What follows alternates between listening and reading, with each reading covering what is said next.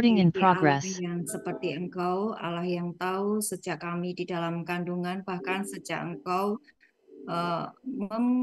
mengizinkan kami ada di dalam kandungan ibu kami. Tuhan, Engkau sudah melihat kami, Engkau sudah melihat hari-hari yang akan terjadi di dalam kehidupan kami.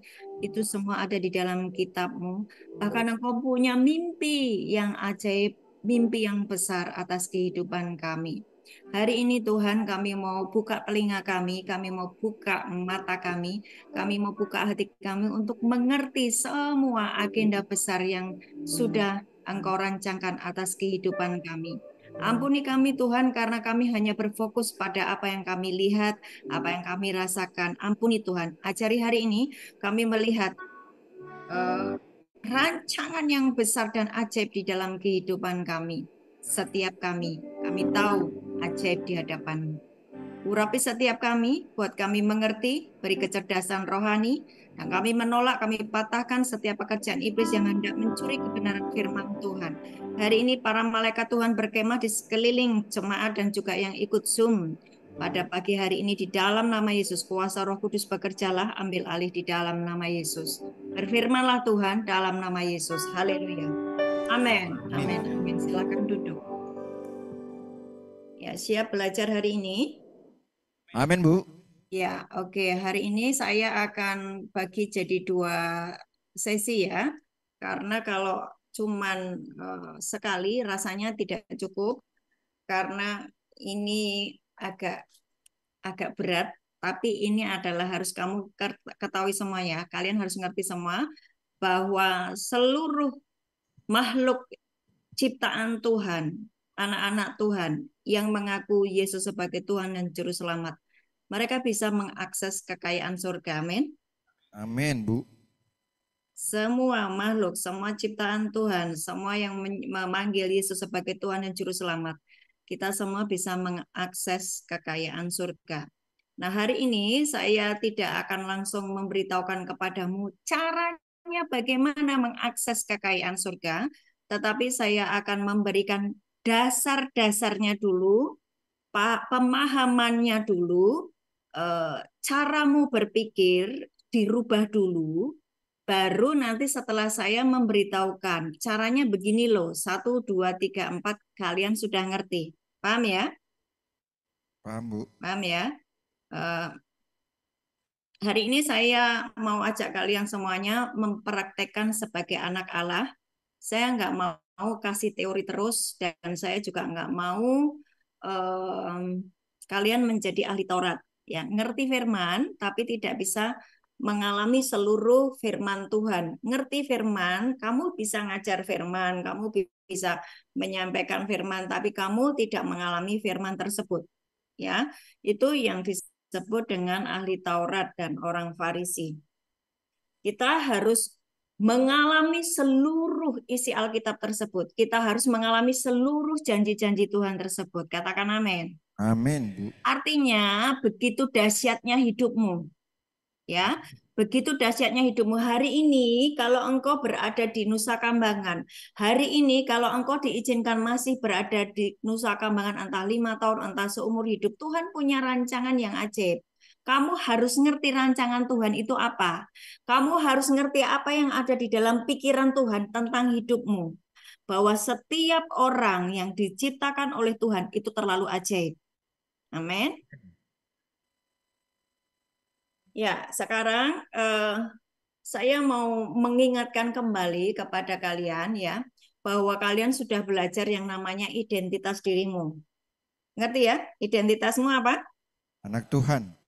Anak Allah. Terus apa? Ciptaan baru. Ciptaan baru. Terus apa lagi? Tuh kok yang jawab cuma 1. Ini yang ngelotok cuma 1 nih. Ini kan sama-sama bertahun-tahun di Nusa Kambangan, ayolah. Maka saya bilang ya, saya nggak mau kalian berlama-lama di Nusa Kambangan, keluar sama saja, no way. Nggak, kamu habiskan waktu. Ya, Ahli waris kerajaan Allah. ahli waris kerajaan Allah. Identitasmu sebagai anak Allah, identitasmu sebagai sahabat Allah, Yohanes 15 ayat 15. Identitasmu sebagai bait Allah. 1 Korintus 6 ayat 19. Identitasmu sebagai mempelai Kristus. 2 Korintus 2 ayat 11. Ini mesti ngerti semuanya ya. Iya, Bu. Ngerti ya? Kalau engkau anak Allah, kelakuanmu seperti setan, something wrong di kamu, toh? Betul nggak? Identitasmu itu anak Allah. Karena engkau percaya sama Yesus, maka engkau disebut anak Allah. Haleluya. Engkau tidak lagi menjadi hamba. Dulu memang kamu hamba dosa, ya. Dulu kamu majikannya iblis, tetapi sekarang kamu menjadi hamba kebenaran. Kamu tidak hanya menjadi hamba. Memang untuk menjadi sahabat Allah, engkau harus didahului menjadi hamba Allah dulu. Jadi jongosnya Tuhan dulu. Jadi babunya Tuhan dulu. Apa tuh? Yaitu kamu bersin-bersin gereja, kamu colok-colok kabel, kamu nyiapin kursi, itu jadi babunya Tuhan, ya kan? Iya, Hamba Bu. Tuhan. Nanti kamu setelah jadi hamba Tuhan, ada yang nama proses ke atas, yaitu menjadi sahabatnya Tuhan. Segala rahasia-rahasia Tuhan diberitahukan kepadamu. Maka kamu bisa tahu besok akan terjadi sesuatu, kamu dikasih tahu karena kamu sahabatnya Tuhan. Amin, Bu. Amin. Nah, kemudian sebagai bait Allah, nggak mungkin kamu sebagai bait Allah merusak tubuhmu sendiri.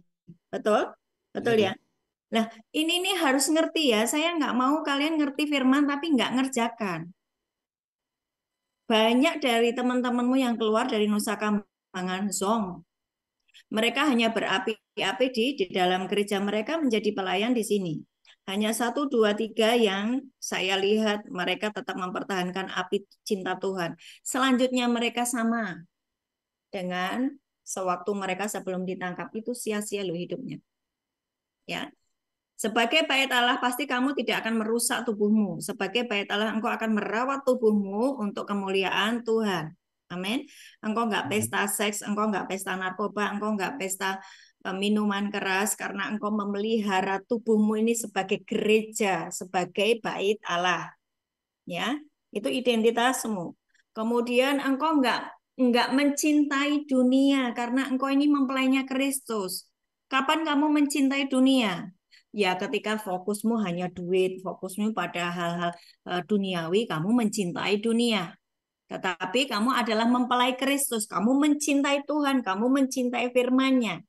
Kamu mencintai hal-hal perkara-perkara kekekalan. Yang paham kasih jempol. Masih ngikuti saya? Amin, Bu. Amin. Jadi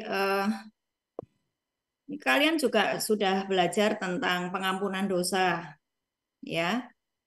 Kalian sudah ngerti bahwa dosamu semerah kirmisi akan menjadi putih seperti bulu domba asal engkau mengakui dosamu. Kalian udah tahu itu. Kalian tahu Roh Kudus menyertai hidupmu. Betul? Amin. Kalian tahu firman Tuhan adalah Allah sendiri. Kalian tahu kuasa imajinasi dan perkataan itu kaos yang kamu pakai, ya kan? Iya, Bu. Ya kan? Betul Iya, nggak? Bu. Ini saya sedang mengingatkan kalian semuanya loh, Amin, ya, Bu. supaya membakar rohmu itu supaya nggak naik turun. Kita mengerti yang namanya kita diberi kuasa dan otoritas. Kita sudah tahu semuanya. Halo, Amin, Bu. ya, kita sudah tahu semuanya. Tetapi kenapa kok tidak mengalami apapun, ya? Jadi mari kita cek kenapa ya kok saya tidak mengalami apapun gitu ya. Yuk ikuti saya, ikuti kata-kata saya. Saya setuju, Saya setuju. saya tidak hanya mengerti firman. Saya tidak mengerti firman. Oh, ulang. Saya setuju, Saya setuju. saya tidak hanya mengerti firman, Saya tidak hanya mengerti firman, tapi saya akan melakukan firman. tapi saya akan melakukan firman. Saya akan mengalami firman. Saya akan mengalami firman. Saya mengizinkan Roh Kudus Saya mengizinkan Roh Kudus mengerami saya mengerami saya, supaya mimpi Bapa atas hidup saya terjadi. supaya mimpi Bapa atas hidup saya terjadi. Amin. Amin. Sekali lagi, Saya tidak mau menjadikan kalian menjadi orang-orang yang tahu firman tapi tidak mengalami firman, atau menjadi orang-orang ahli Taurat ya. Nah, sekarang eh, bagaimana saya mengerti, jadi kan gini ya, judulnya kan mengakses kekayaan surga. Bagaimana saya bisa mengakses kekayaan surga? Sebelum kamu bisa mengakses kekayaan surga, kamu harus ngerti dulu bahwa di dalam dirimu Tuhan punya mimpi besar atas hidupmu. Ya, Amin. di dalam dirimu, di dalam diri saya, di dalam diri setiap orang, sebobrok apapun hidupmu, sejak di dalam kandungan Tuhan punya mimpi yang besar atas hidupmu. Nah, waktu engkau menghabiskan waktu bersekutu dengan Tuhan, setiap hari kau habiskan dengan firman, kau habiskan dengan doa, kamu bahasa roh, kamu komunikasi dengan Allah yang adalah roh, kamu yang sudah punya karunia bahasa roh yang belum dapat karunia, mintalah supaya kamu bisa koneksi dengan Allah yang adalah roh. Mungkin ketika engkau berbahasa roh, engkau nggak paham apapun, tapi engkau teruslah bahasa roh, di situ engkau sedang mengizinkan Roh Kudus mengerami hidupmu. Ya. Roh Kudus mengerami hidupmu. Waktu kamu berdoa, waktu kamu baca firman, ada firman yang nyantol di dalam pikiranmu. Ya. Waktu ada firman, kemudian ada pekerjaan Roh Kudus, engkau terus mendeklarasikannya, maka engkau sebetulnya sedang mengerami mimpinya Tuhan. Ya. Nah, Amin, Bu. sekarang saat engkau menghabiskan waktu bersekutu dengan Tuhan, engkau intim dengan Tuhan melalui Roh Kudusnya, kemudian Tuhan akan membuat engkau mengandung impiannya Tuhan. Saya ulang ya, engkau menghabiskan waktu bersama Tuhan. Ini kan yang di Nusa Kambangan kan, kok bertahun-tahun di Nusa Kambangan ya, apalagi yang seumur hidup. Yang seumur hidup bisa berubah jadi angka. Ya, yang 5 tahun bisa jadi 3 tahun, itu tergantung hidupmu, tergantung hubunganmu dengan Tuhan. Engkau bisa menciptakan sesuatu. Bagaimana menciptakan sesuatu? Waktu ada firman, waktu ada Roh Kudus, maka engkau sedang bisa menciptakan sesuatu. Sekali lagi, saat engkau menghabiskan waktu bersekutu dengan Tuhan, engkau intim dengan Tuhan melalui Roh Kudusnya, kemudian Tuhan membuat engkau mengandung impian Tuhan. Jika kamu nggak punya visi Tuhan, kamu nggak punya mimpi Tuhan atas hidupmu, kamu nggak tahu mimpinya Tuhan itu apa sih atas hidupmu, kamu nggak bisa mengaktifkannya, makanya engkau harus intim dengan Tuhan. Amin, Bu. Bagaimana intim dengan Tuhan? Ketika engkau diizinkan 7 tahun, 5 tahun, 2 tahun ada di Nusa Kambangan, pakailah waktu-waktu itu untuk bergaul dengan Tuhan, baca firman, renungkan, berkata-kata dengan Roh Kudus, berdoa, ucapkan sesuatu, isi pikiranmu dengan hal-hal yang baik, yang positif, yang sedap didengar, yang mulia, ya. Biarkan Tuhan menguasaimu sampai meluber. Meluber itu bagaimana? Ketika engkau bercakap-cakap, yang keluar di dalam mulutmu itu firman. Ketika engkau menghadapi sebuah aniaya, responmu itu firman, responmu itu baik gitu, ya. Kayak tadi Mr. Ong ya, ketika dia mengalami aniaya, mengalami tekanan, yang keluar adalah firman. Di mana itu tadi? Di Amsal, ya kan? Amsal 17 ayat 27, 28. Orang yang berpengetahuan menahan perkataannya, orang yang berpengertian berkepala dingin. Jadi waktu timbul aniaya, waktu timbul yang namanya segala sesuatu yang tidak enak, munculnya firman. Karena apa? Karena Tuhan sudah mulai mengisi di dalam hidupmu luber. Paham ya sampai sini ya? Amin, Bu. Jangan membatasi Tuhan dengan keberadaanmu. Ini saya sedang bicara tentang mimpi Tuhan atas hidupmu. Jangan membatasi keberadaanmu. Jangan membatasi Tuhan dengan keberadaanmu. Misalnya begini, aku kan aku kan narapidana. Aku kan seorang pembunuh. Aku kan seorang yang tidak berguna. Jangan membatasi Tuhan. dengan keberadaanmu. Biarkan Tuhan melakukan mimpinya atas hidupmu. Pegang statement ini ya. Jangan membatasi Tuhan dengan keberadaanmu. Biarkan Tuhan melakukan mimpinya atas hidupmu.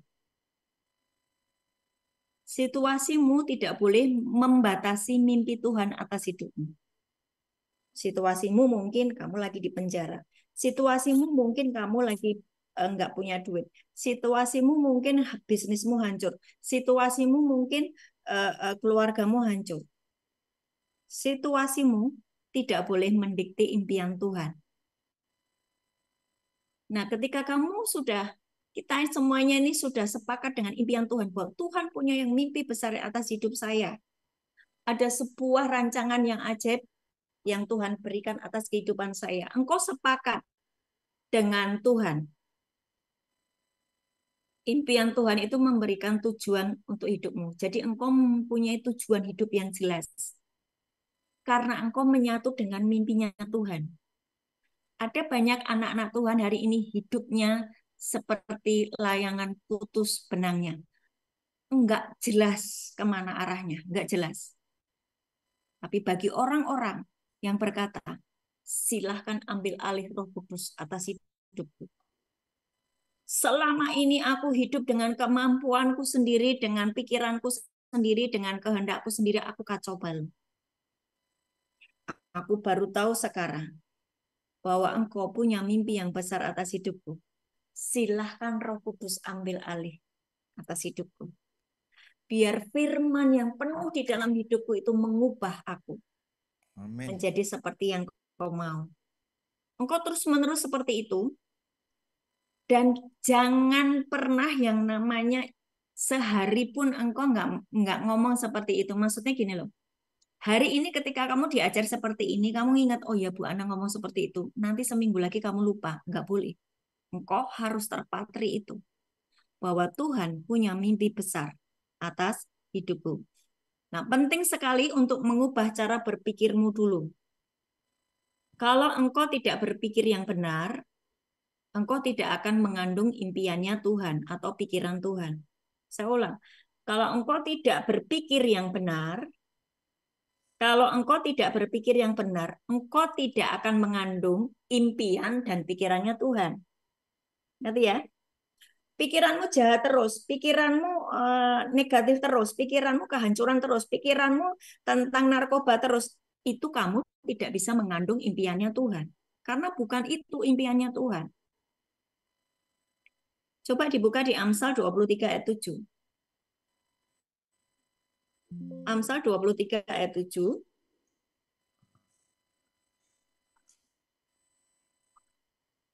Amsal 23 ayat 7. Sebab seperti orang yang membuat perhitungan dalam dirinya sendiri, demikianlah ia. Silakan makan dan minum, katanya kepadamu, tetapi ia tidak tulus hati terhadapmu. Nah, perhatikan statement yang pertama ya. Sebab seperti orang yang membuat perhitungan dalam dirinya sendiri, demikianlah ia. Apa yang dipikirkan orang itu secara mendalam di lubuk hatinya menentukan siapa dirinya nanti jadinya.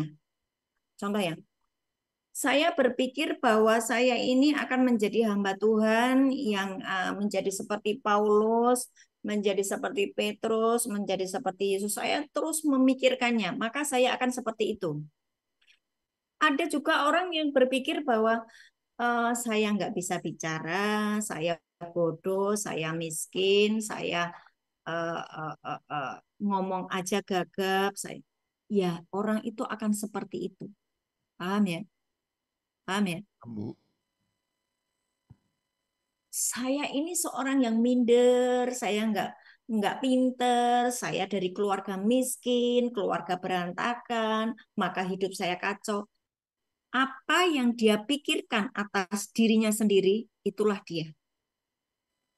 Nah, saya mau kalian mengubah cara berpikirmu. Ubah cara berpikirmu. Ya, sampai sini bisa ngikuti saya nggak? Amin, Bu. Bisa ya? Bisa, Bu. Misalnya gini. kalian dari keluarga yang turun-temurun itu pembunuh, ya. Bapakmu pembunuh, kakekmu pembunuh, pamanmu pembunuh, seluruh keluargamu itu pembunuh. Terus engkau dicetak dengan cara berpikir memang kami dibesarkan menjadi orang-orang pembunuh, maka engkau jadi pembunuh. Di dalam sebuah keluarga, sekeluargamu terbiasa pesta narkoba, pesta seks, kawin cerai, itu menjadi hal yang lumrah. Maka itu membentuk cara berpikirmu bahwa kamu seperti itu. Oh, itu lumrah. Karena bapak ibuku juga kawin cerai. Bapak ibuku juga tukang minum, tukang mabuk. Bapak ibuku tukang nipu, lumrah. Aku juga sekarang seperti itu. Itu cara berpikir. Ngerti ya? Ngerti, Bu? Ngerti ya? Makanya tadi ayatnya di Amsal 23 ayat 7 di bagian awal, sebab seperti orang membuat perhitungan dalam dirinya sendiri, demikianlah ia. Bagaimana mengubah cara berpikir?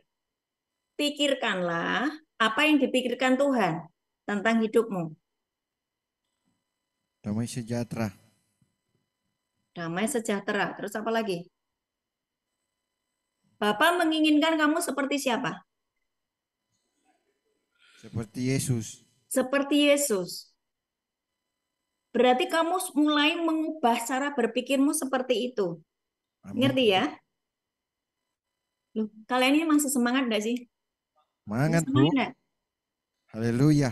Saya sedang mau mengubah masa depanmu. Saya sedang mau menyampaikan isi hati Tuhan yang harus saya sampaikan kepadamu dan kamu ngerti dan oke Tuhan, aku mau. Aku mau. Ya, ini hatinya Tuhan atas hidupmu saya sampaikan bahwa tidak ada yang namanya rancangan Tuhan yang jahat atas hidupmu, tidak ada. Kamu nggak dirancang untuk hancur, kamu nggak dirancang untuk menjadi pecundang, kamu nggak dirancang untuk jadi pembunuh, enggak ada. Kamu nggak dirancang menjadi seorang yang merusak generasi yang sedang diselamatkan oleh Tuhan, enggak ada itu. Kamu dirancang untuk menjadi seperti Yesus yang menyelamatkan dunia. Amin.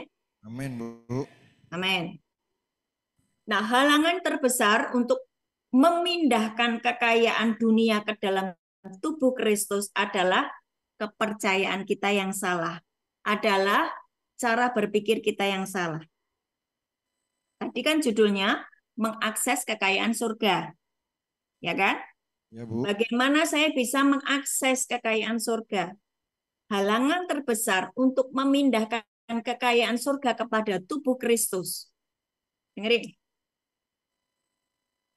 Kalian berpikir bahwa kalian jualan narkoba maka kalian kaya. Kalian berpikir dengan merampas kamu kaya. Kalian berpikir bahwa dengan kamu mencuri kamu kaya. Itu cara dunia. Kalian berpikir dengan kerja keras, banting tulang, peras keringat, pagi, siang, malam, ya kaki jadi kepala, kepala jadi kaki membuat kamu kaya. Itu cara berpikir dunia. Halangan terbesar untuk memindahkan kekayaan dunia ke dalam tubuh Kristus, ke dalammu, adalah cara berpikirmu, adalah kepercayaan-kepercayaan kita yang salah. Sampai sini bisa nangkap? Nangkap, Bu. Mungkin ada yang berpikir gini ya nih. Wah, anak-anak Nusa Kambangan diajari yang sulit-sulit. Loh. Karena saya tahu Tuhan itu ngomong loh, ada begitu banyak rancanganku yang ajaib atas anak-anakku di Nusa Kambangan. Amin. Tuhan itu ngomong kayak gitu. Maka saya sampaikan itu. Ya, orang anak-anak Tuhan itu berpikir bahwa kita tidak layak untuk menerima berkat finansial ya yang besar.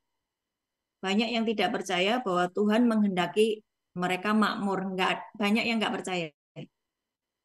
Karena nanti dipikirnya mamon kan gitu ya. Nah, kita harus mengerti itu adalah dusta dari iblis. Itu adalah kebohongan dari iblis. Tuhan ingin memberkati kita supaya Tuhan itu bisa mewujudkan mimpinya lewat hidup kita. Katakan amin. Amin. Engkau diberkati berlimpah-limpah, engkau diberkati dengan cara Tuhan. ya, dengan cara Tuhan, bukan cara dunia ya.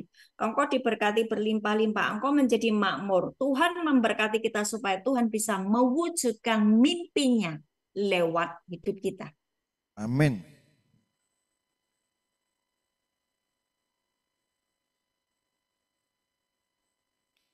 Kita bisa mengubah cara berpikir kita.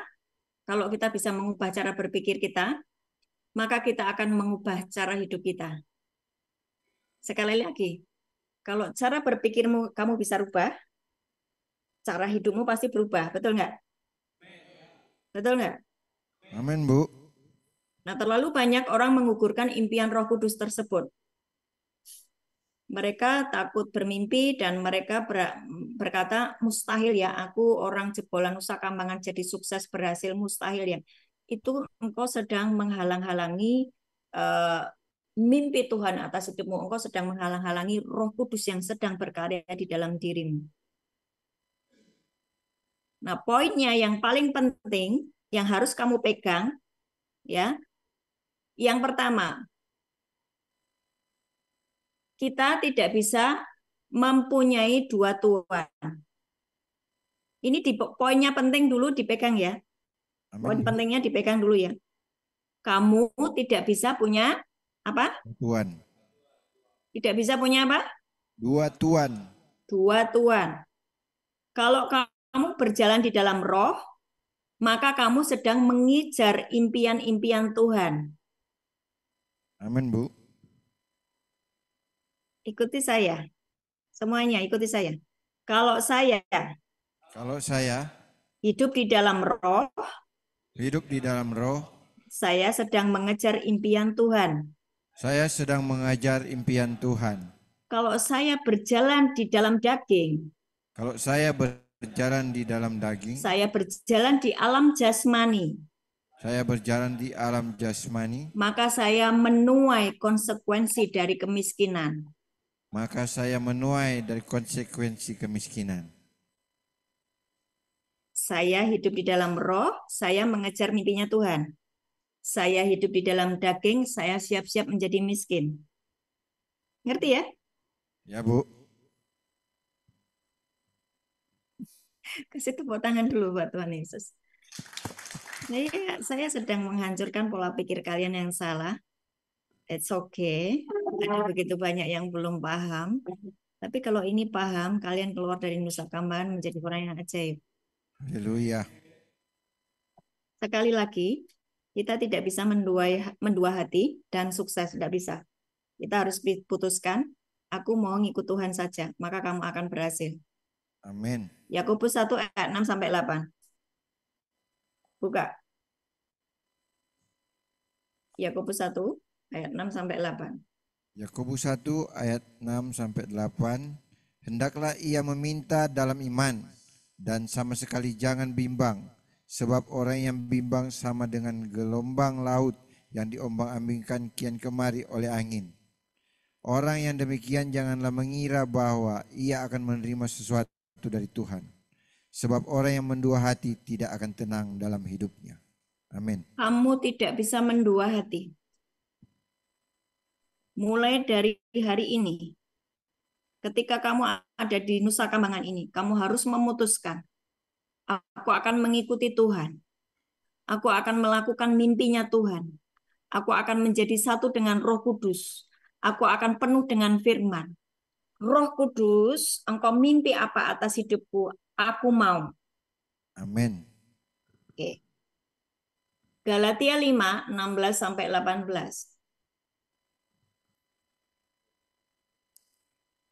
Galatia 5, 16. Galatia 5 ayat 16-18. Ya. Maksudku ialah hidup oleh roh, maka kamu tidak akan menuruti keinginan daging.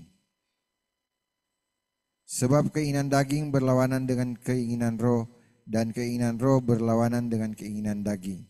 Karena keduanya bertentangan, sehingga kamu setiap kali tidak melakukan apa yang kamu kehendaki. Akan tetapi jikalau kamu memberi diri dipimpin oleh roh, maka kamu tidak hidup di bawah hukum Taurat. Amin. Lihat saya semuanya. Perhatikan saya. ketika kamu hidup taat kepada Tuhan, tidak tobat kumat, maka kamu akan kaya. Amin, Bu. Tapi ketika kamu mendua hati, kadang tobat, kadang kumat, kadang tobat, kadang kumat, kamu miskin. Itu rumus. Itu rumus. Berarti kalau kamu terus mengizinkan Roh Kudus bekerja dalam hidupmu, terus mengizinkan firman bekerja di dalam dirimu, kamu pasti diberkati. Amin, Bu. Itu jelas. Dari kitab Kejadian sampai kitab Wahyu, ayatnya jelas berkata begitu. Apalagi kalau kamu baca di Ulangan 28 ayat 1 sampai dengan 14 berkata, kalau kamu taat, kamu baik-baik mendengarkan suara Tuhan Allahmu, maka segala berkat ini akan datang kepadamu. Betul ya? Amin, Bu. Berarti kamu tidak bisa yang namanya taat, taat, kumat, pasti miskin. Pasti miskin. Pegang itu. Jadi, Bu. yang harus kamu kerjakan adalah selalu taat. Nah, sekarang saya akan kasih lihat Kejadian 1 ayat 1 sampai 2. Kejadian 1 ayat 1 sampai 2. Baca ya. Ini dahsyatnya Tuhan Kejadian ini. 1 ayat 1 sampai 2. Pada mulanya Allah menciptakan langit dan bumi. Bumi belum berbentuk dan kosong. Gelap gulita menutupi samudera raya. Dan roh Allah melayang-layang di atas permukaan air. Perhatikan. Buminya gelap gulita. Hidupmu gelap. Hidupmu hancur. Masa depanmu kacau. Keluargamu berantakan. Kesehatanmu merosot. Ya toh? Bumi gelap gulita. Terus, oleh karena apa? Kenapa bumi gelap gulita? Karena si iblis, si Lucifer dibuang ke bumi, jadi gelap. Oke? Paham ya? Terus, roh Allah melayang-layang di atas permukaan air. Waktu kamu di Nusa Kambangan ini, dalam kehancuranmu ya, dalam segala macam, eh, semua berantakan. Roh Allah melayang-layang atas hidupmu. Itu kamu bisa bayangkan ya. Izinkan Roh Kudus melayang-layang di atasmu. Izinkan Roh Kudus melayang-layang itu mengerami atas hidupmu. Coba baca ayat 3. Berfirmanlah Allah, jadilah terang, lalu terang itu jadi. Tiba-tiba Allah berfirman di tengah kegelapan, jadilah terang. Maka tiba-tiba terang jadi. Karena apa? 1 Yohanes 1 ayat 5. 1 Yohanes 1 ayat 5. Coba dibaca. 1 Yohanes 1 ayat 5. Dan inilah berita yang telah kami dengar dari Dia dan yang kami sampaikan kepada kamu. Allah adalah terang dan di dalam Dia sama sekali tidak ada kegelapan. Allah itu terang, di dalam Dia sama sekali tidak ada kegelapan. Ikuti saya, ikuti saya, ikuti saya. Allah itu terang, yuk. Allah itu terang. Allah itu terang. Semua mengucapkan, Allah itu terang. Allah itu terang. Di dalam Dia sama sekali tidak ada kegelapan. Di dalam Dia sama sekali tidak ada kegelapan. Ketika engkau mengizinkan Roh Kudus mengerami hidupmu dan engkau mengizinkan firman terus penuh di dalam dirimu, segala kegelapan yang menimpa hidupmu, kekacauan ekonomi, kehancuran keluarga, kesehatan yang merosot, tiba-tiba hilang, berubah menjadi terang. Tiba-tiba dari miskin kamu jadi diberkati, dari sakit kamu menjadi sembuh, dari terikat narkoba kamu dibebaskan, menjadi hamba Tuhan. Amin. Dari orang yang pahit, kamu menjadi orang yang sangat baik hati, menjadi orang yang sangat bisa mengampuni. Oleh Amin. karena apa? Firman dan Roh Kudus yang bisa memahami kasih jempol. Tenang, kalian itu nanti akan makan enak loh habis ini. Amin. Oh iya, saya sudah minta sama ibu kantin ya. Aku mau anak-anak ini hari ini makan enak ya Bu, jangan makan gorengan doang, ya kan? Ada satu makanan yang enak gitu. Saya nggak tahu nanti dikirimnya apa, tapi saya tadi malam sudah ngobrol. Tuh ya, kasih respon yang bagus ya. Kamu Amin. enggak hanya Haleluya. dikasih makan jasmani, tetapi makanan rohani itu yang paling penting, yaitu bisa mengubah hidupmu.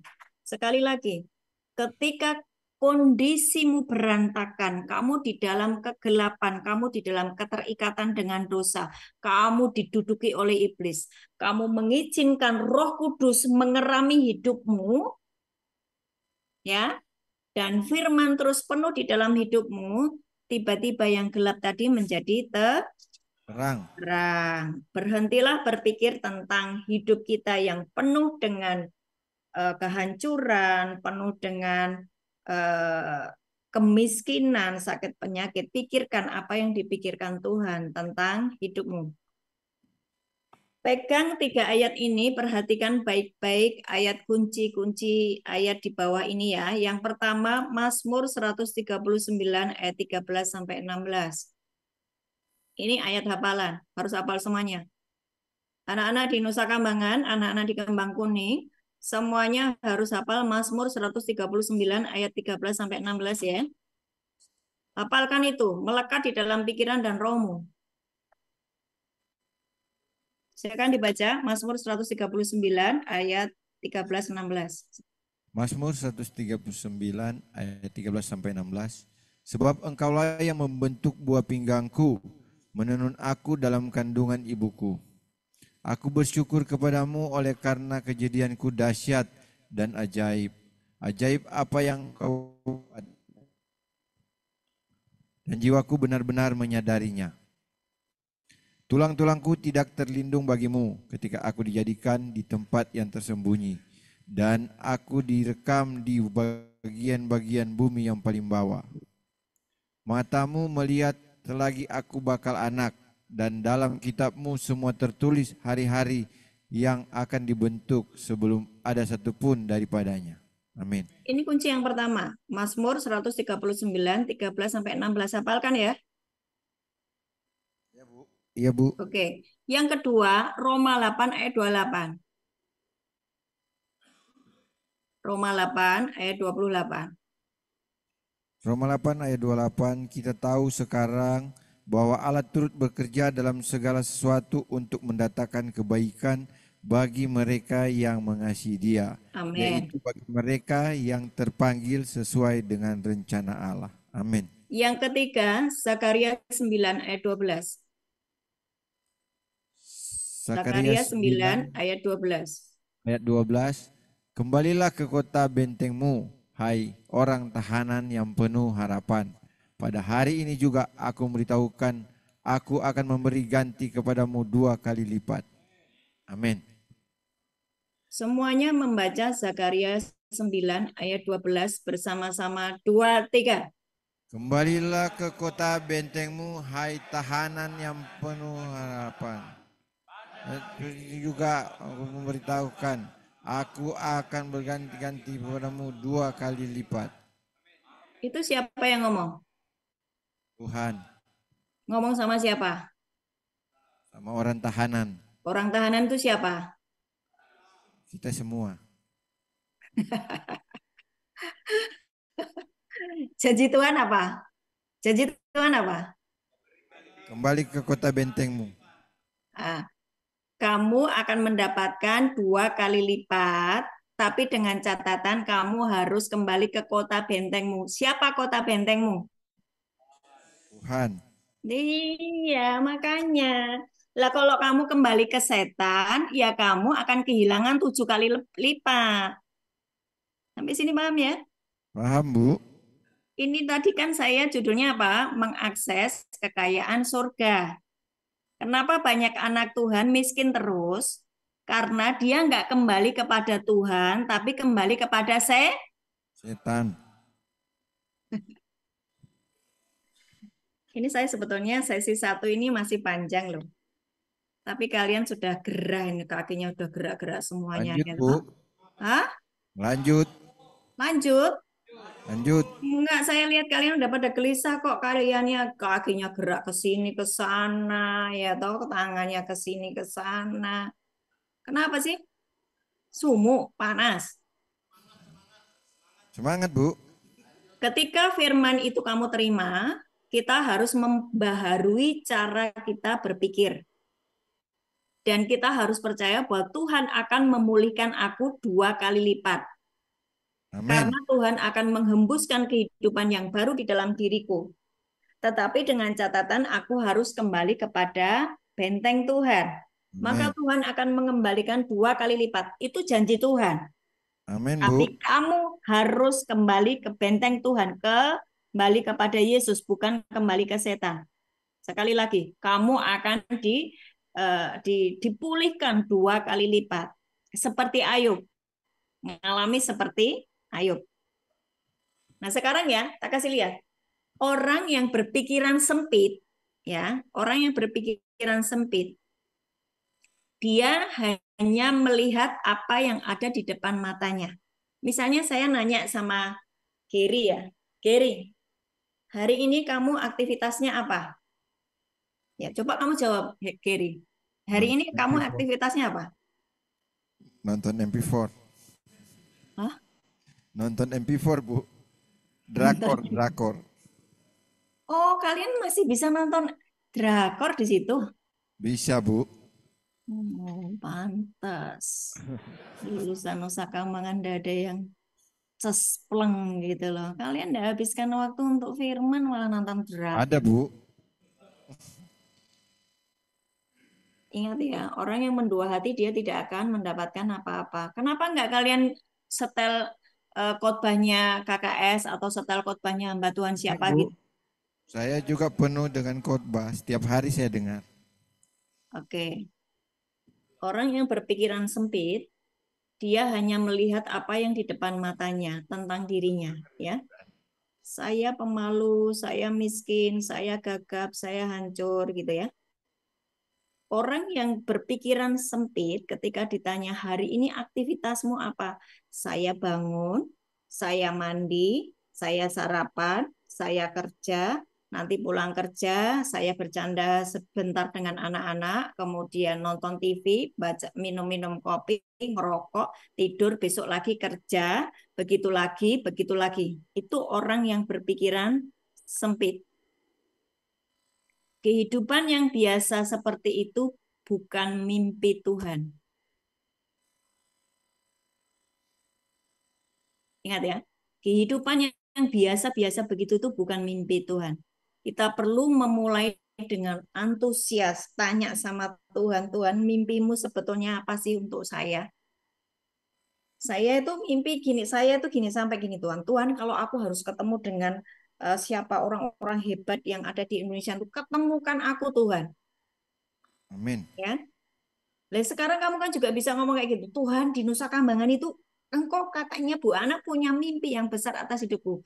Tuhan biar aku ketemu dengan seseorang atau aku ketemu engkau sendiri, engkau berbicara kepadaku, engkau penuhi aku dengan karunia-karuniamu. Mumpung aku di sini masih 3 tahun, Tuhan penuhi aku dengan karuniamu Amin. supaya aku bisa menjadi Paulus, supaya aku menjadi seperti Kristus, supaya aku bisa menjadi Abraham, supaya aku bisa menjadi seperti ya tokoh-tokoh Alkitab begitu. Itu mimpi Tuhan atas hidupmu. Nah, sekarang ayo kita ikuti bersama-sama ya. Silahkan Roh Kudus Silakan Roh Kudus ambil alih atas hidupku. ambil alih atas hidupku. Atur Atur aku mau taat. aku mau taat. Berikan firman di dalam diriku Berikan firman di dalam diriku sampai mimpi-mimpi Bapakku terjadi atas hidupku. sampai mimpi-mimpi Bapakku terjadi atas hidupku. Amin. Saya tidak sedang mengarahkan kalian untuk menghasilkan uang yang banyak dengan judul yang saya berikan ini ya, mengakses kekayaan surga. Saya sedang tidak mengarahkan kalian untuk memiliki uang yang banyak, terus kamu foya-foya untuk kepentinganmu sendiri, tidak. Saya sedang membahas apa yang bisa dilakukan oleh manusia ketika dia mengerami mimpinya Tuhan. Orang yang memiliki mimpinya Tuhan, orang yang punya visi dan mimpi dari Tuhan, dia menghidupi setiap hari, maka otomatis hidupnya itu dipelihara oleh Tuhan. Ingat Yusuf ya. Yusuf itu seorang yang umur 17 tahun dia pernah mimpi berkas-berkas gandum saudaranya sujud menyembah pada gandumnya dia toh. Betul nggak? Ya, Bu.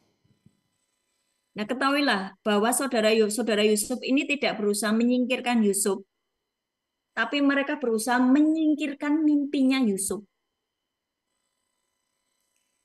Iblis tidak sedang menghancurkanmu, tapi sedang menghancurkan mimpinya Tuhan atas hidupmu.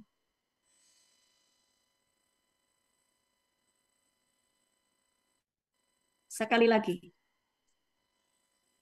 saudara-saudara Yusuf itu tidak sedang menyingkirkan Yusuf.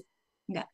Tapi saudara-saudara Yusuf itu sedang menyingkirkan mimpinya Tuhan atas Yusuf. Hidupmu ini, ya hidupmu yang hancur oleh karena narkoba, oleh karena kejahatan. Iblis sedang tidak menghancurkan kamu, tapi iblis sedang menghancurkan mimpinya Tuhan atas hidupmu. Tuhan punya mimpi yang ajaib atas hidupmu. Tapi iblis tidak mau. Iblis tidak mau itu terjadi. Maka kamu dihancurkan dengan narkoba, dengan banyak kejahatan, dengan malas membaca firman, dengan tidak paham kebenaran. Nah, pada waktu Yusuf sedang mengarami yang namanya mimpinya Tuhan, dia masuk di dalam kondisi kegelapan, betul nggak? Seperti hari ini. Seperti hari ini kamu. Si Yusuf ini sedang membawa mimpinya Tuhan. Karena usia 17 tahun dia mimpi bahwa berkas-berkasnya, gandumnya, saudara-saudaranya itu tunduk menyembah pada berkasnya Yusuf. Terus eh, saudara-saudaranya bilang gini, apakah kamu pikir kamu akan menguasai kami? Apakah kamu ingin menjadi raja atas kami? Apakah engkau ingin berkuasa atas kami? Kejadian 37 ayat 8. Apakah engkau ingin menjadi raja atas kami? Apakah engkau ingin berkuasa atas kami? Ya kan? Iya, Bu. Nah, itu kan mimpinya Tuhan atas Yusuf. Hari ini, kondisi yang sama yang sedang dihadapi oleh Yusuf ketika dia mengandung mimpinya Tuhan, dia masuk ke dalam kegelapan, dia masuk penjara, dia jadi budak, dia masuk penjara, dia jadi budak. Itu sama dengan kamu hari ini. Ketika kamu sedang mengandung mimpinya Tuhan, kamu masuk di dalam penjara. Biarlah engkau tidak marah dengan kondisimu, tetapi kamu nanya sama Tuhan, Tuhan, apa rancanganmu atas hidupku? Amin. Amin, Bu. Perjalanan Yusuf mengajarkan kita, yang pertama, jangan putus asa ketika tantangan menghadap. Jangan putus asa ketika tantangan menghadang. Yang kedua, fokus pada rancangan Tuhan untuk hidup kita. Amin, Bu. Perjalananmu yang hari ini sampai di Nusa Kambangan mengajarkan kamu, satu, jangan putus asa Amin, ketika Bu. tantangan hidupmu menghadangmu. Yang kedua, fokuslah pada rancangan Tuhan untuk hidupmu. Amin, Bu. Ayat yang terakhir, Kisah Para Rasul 7 ayat 22 sampai 25. Kisah Para Rasul. Ya, nanti kita akan lanjutkan di pertemuan berikutnya ya, karena ini agak panjang dan agak berat. Saya mau kalian paham dulu dasar-dasarnya. Kisah Para Rasul 7 ayat 22 sampai 25. Kisah Para Rasul 7 ayat 22 sampai 25. Dan Musa dididik dalam segala hikmat orang Mesir, dan ia berkuasa dalam perkataan dan perbuatannya. Pada waktu ia berumur 40 tahun, timbullah keinginan dalam hatinya untuk mengunjungi saudara-saudaranya, yaitu orang-orang Israel. Ketika ia melihat seorang dianiaya oleh seorang Mesir, lalu ia menolong dan membela orang itu dengan membunuh orang Mesir itu. Pada sangkanya saudara-saudaranya akan mengerti bahwa Allah memakai dia untuk menyelamatkan mereka, tetapi mereka tidak mengerti. Amin. Perhatikan, ketika Musa ini sedang dipanggil Tuhan untuk menyelamatkan bangsa Israel, waktu itu dia tidak tahu bahwa tidak semua orang dengar apa yang Tuhan sedang ngomong. Ya, Musa tahu bahwa Musa ini sedang dipersiapkan Tuhan untuk menolong bangsanya keluar dari perbudakan. Hati nuraninya tuh tahu, ya kan? Apalagi ketika dia didatangi Tuhan lewat semak-semak yang berapi itu, ya kan? Dia diutus oleh Tuhan untuk menyelamatkan Israel, betul ya?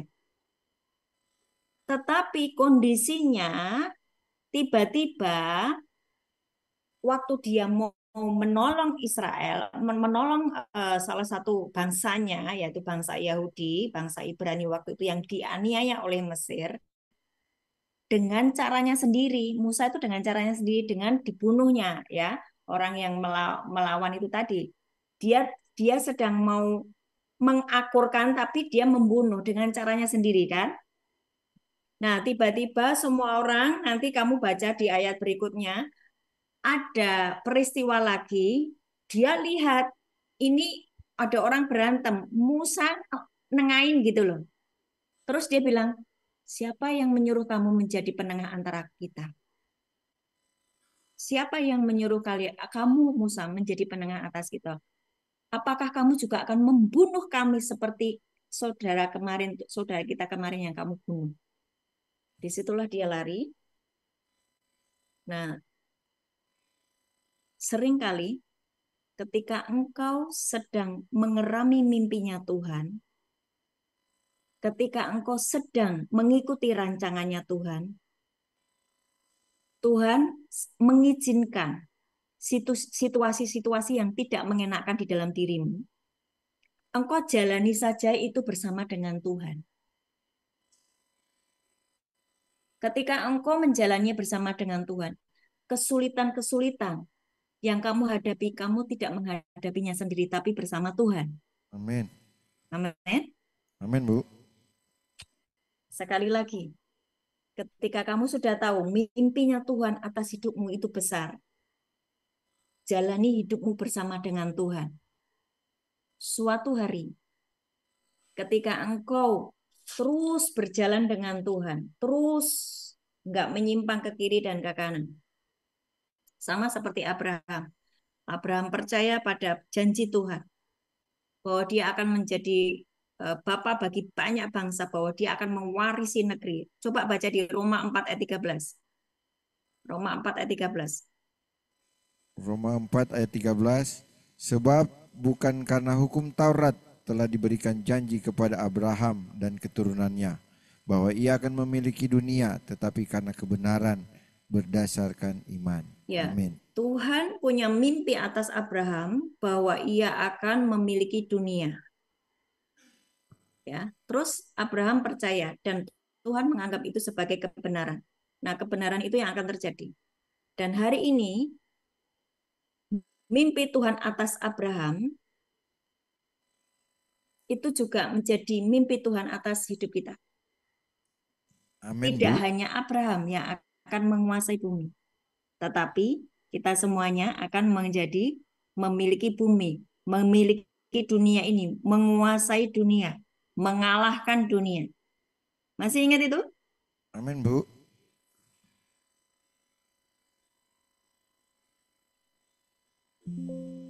Kita semua keturunan Abraham, betul? Amin. Kalau Abraham dipanggil di Roma 4 ayat 13 tadi, bahwa bukan karena hukum Taurat telah diberikan janji kepada Abraham dan keturunannya bahwa ia akan memiliki dunia, tetapi karena kebenarannya berdasarkan iman. Waktu kamu memiliki iman yang sama seperti Abraham, maka kamu juga akan menjadi pemilik dunia ini. Engkau akan menjadi orang-orang berkuasa. Engkau akan memiliki kuasa dan otoritas itu. Engkau akan dimunculkan sebagai anak kerajaan. Engkau akan menjadi terang bagi bangsa-bangsa. Engkau akan muncul seperti Kristus. Sebab itulah Amin. destinimu. Amin. Amin. Untuk sesi 1, cukup sekian.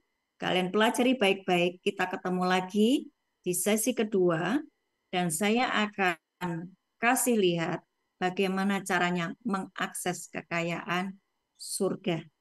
Tapi dasar pemahamannya kamu sudah tahu dulu. Iya, Bu. Amin. Ya sudah. Kalian diberkati hari ini? Amin. Pelajarannya susah? Susah? Enggak. Ya silakan berdiri. Ingat ya, kamu tidak bisa punya dua tuan. Kamu tidak bisa mendua hati. Ku telah mati dan tinggalkan. Nyanyi lagu itu.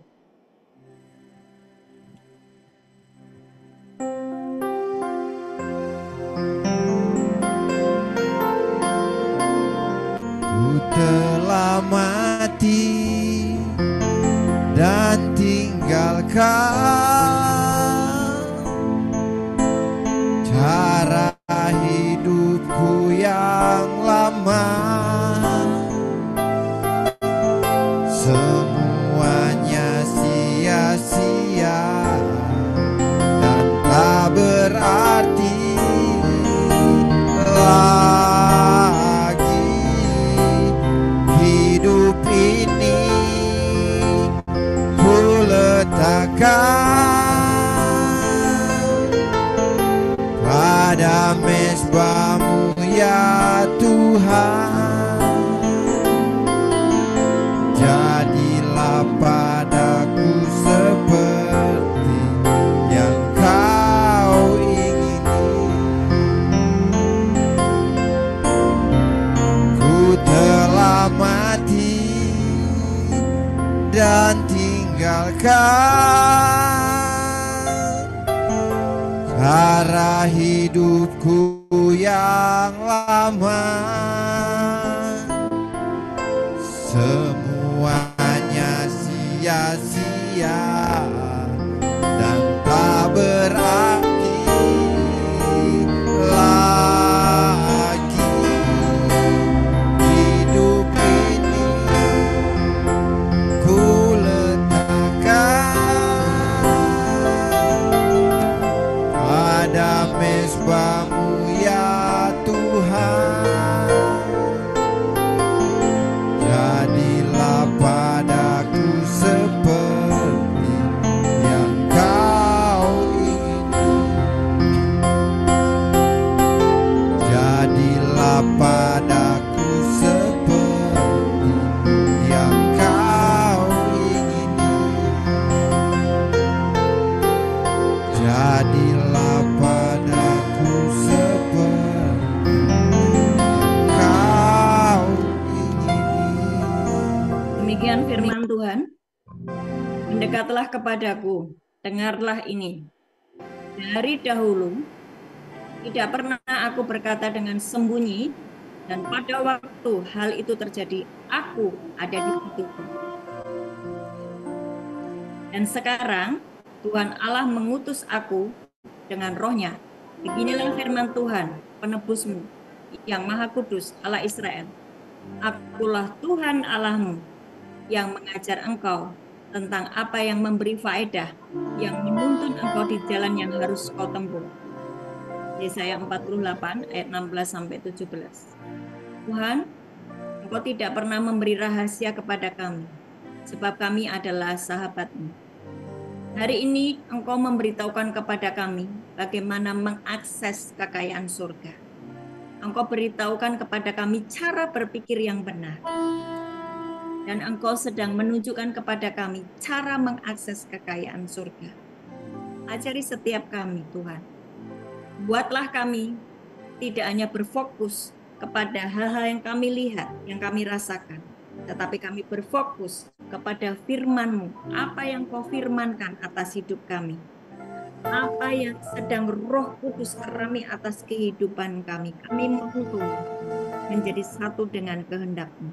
Kami tahu mimpi-Mu besar atas kehidupan kami. Amin. Kami tahu kami adalah orang-orang yang bisa mengakses segala kekayaan dari surga untuk kami bawa di bumi ini. Untuk kami, Tuhan, menjalani, mengerjakan apa yang menjadi mimpi-Mu atas hidup kami. Terima kasih buat kebenaran firman-Mu hari ini Tuhan. Terangkan di dalam hati dan pikiran kami, buatlah kami cerdas, mengerti, pandai, berhikmat, dan kami menjadi seperti yang Bapa mau. Angkat tanganmu, terima berkat. Tuhan memberkatimu dan melindungimu. Tuhan menyinari engkau dengan wajahnya dan memberi engkau kasih karunia. Tuhan menghadapkan wajahnya kepadamu dan memberi engkau damai sejahtera. Amin.